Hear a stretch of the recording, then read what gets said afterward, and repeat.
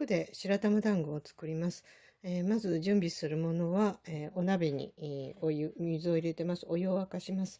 そして、きな粉は、50g とお砂糖が 50g で、お塩が小さじ1/2程度で、これをよく混ぜておきます。そして、材料ですが豆腐が、1/4丁準備しました。で、白玉粉が、白玉の粉が 80g、お豆腐が約 80g ぐらいあります。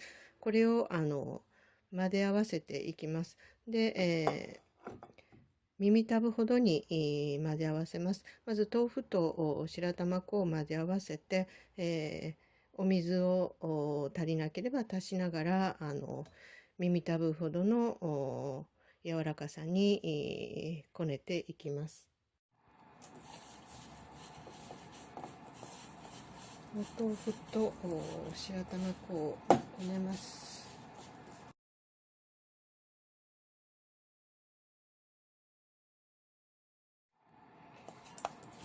お豆腐と白玉粉でお水なしで、ちょうどですね、いい感じで、柔らかくできました。で、あとはお湯が沸くのを待ちます。お湯が沸騰してきました。で、白玉の団子の材料を、自分の食べやすい大きさに取って、丸めて、お湯の中に入れます。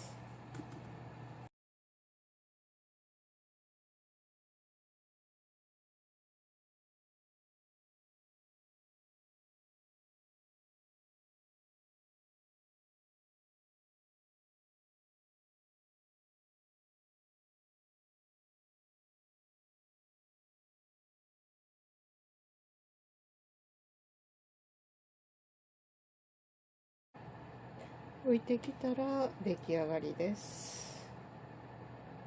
水を切って、お湯を切って、